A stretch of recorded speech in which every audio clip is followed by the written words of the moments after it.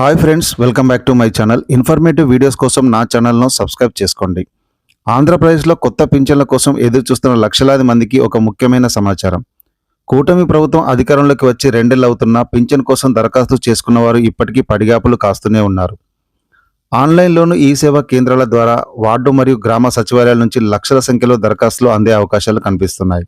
ఇప్పటి వరకు కొత్త పింఛన్లను మంజూరు చేయనప్పటికీ ప్రభుత్వం తాజాగా తీసుకున్న నిర్ణయం ఈ నిరీక్షణకు త్వరలో తెరదించబోతోంది. అర్హులైన వారందరికీ వడపోత కార్యక్రమం పూర్తయిన తర్వాత కొత్త పింఛన్లు అందజేస్తామని ప్రభుత్వం ప్రకటించింది. ఇక అసలు విషయానికి వస్తే శాసన మండలిలో ప్రభుత్వం అధికారికంగా ప్రకటన చేయడంతో కొత్త దరఖాస్తుల స్వీకరణకు లైన్ క్లియర్ అయ్యింది. ఈ కొత్త పింఛన్లు ఎప్పటి నుంచి అందుతాయనే దానిపై పూర్తి స్పష్టత లేకపోయినా స్థానిక సంస్థల ఎన్నికలకు ముందే ఈ ప్రక్రియ పూర్తి చేయాలని ప్రభుత్వం భావిస్తోంది.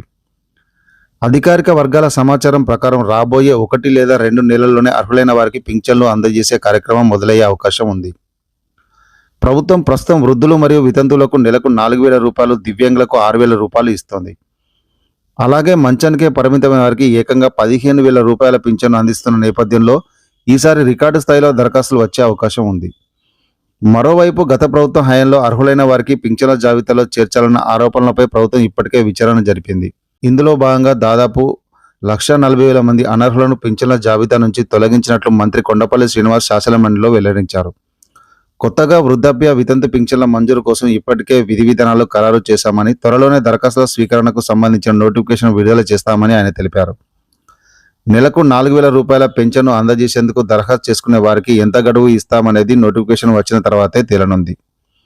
మరిన్ని ఇంట్రెస్టింగ్ వీడియోల కోసం నా ఛానల్ను సబ్స్క్రైబ్ చేసుకోండి.